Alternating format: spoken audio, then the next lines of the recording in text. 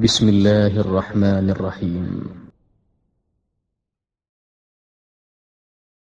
C'est vrai qu'aujourd'hui, on n'a pas beaucoup parlé de l'islam, pas exactement de ce que Allah veut que nous fassions. Je pense que c'est très important, voilà, de toujours se rappeler de ce pourquoi, évidemment, Allah nous a fait. Tu veux me dire de son sur terre, mais exactement ce qu'Allah souhaite que nous fassions. Je pense que c'est très important. En islam, le prophète, paix et salut sur lui, évidemment, nous a apporté, je veux dire, les 5 prières quotidiennes, je veux dire, tu me dis le deuxième, alors, pilier de l'islam. La première, évidemment, c'est la shahada, le fait d'attester qu'il n'y a de Dieu que Dieu, que Mohammed est un envoyé de Dieu. Le troisième, c'est le ramadan. Le quatrième, la zakat. Le cinquième, évidemment, c'est le pèlerinage à la Mecque. Allah dit aux les musulmans qui ont les moyens, donc ils doivent accomplir ces 5 piliers de l'islam.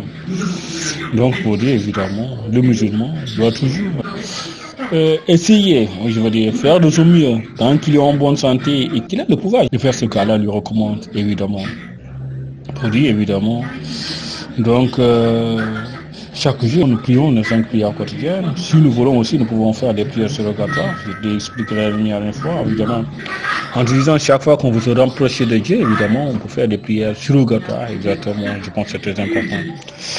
Donc voilà, évidemment, la zakat, je t'avais expliqué aussi que, évidemment, le prophète qui est sur lui a dit qu'évidemment, c'est souhaitable, exactement, pour ceux qui doivent sortir, même jusqu'à 3 mois après le Ramadan, d'anticiper durant le mois de Ramadan pour permettre aux pauvres, évidemment, de pouvoir, je veux dire, préparer des repas, exactement, pour leur famille aussi, c'est important. Donc, évidemment, après la zakat, bon, je t'avais expliqué que, voilà, c'est le 5e pilier, évidemment, le pèlerinage à la Mecque.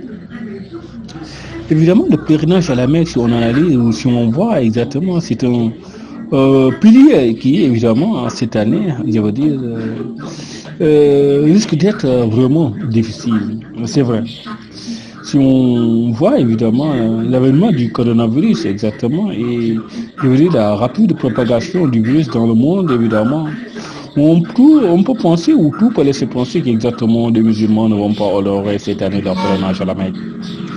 Mais je dis évidemment, l'islam avant tout c'est une religion, je veux dire, c'est la volonté divine. Et évidemment, quand je parle de divine, je parle du créateur de cette terre et de ce qui existe en terre.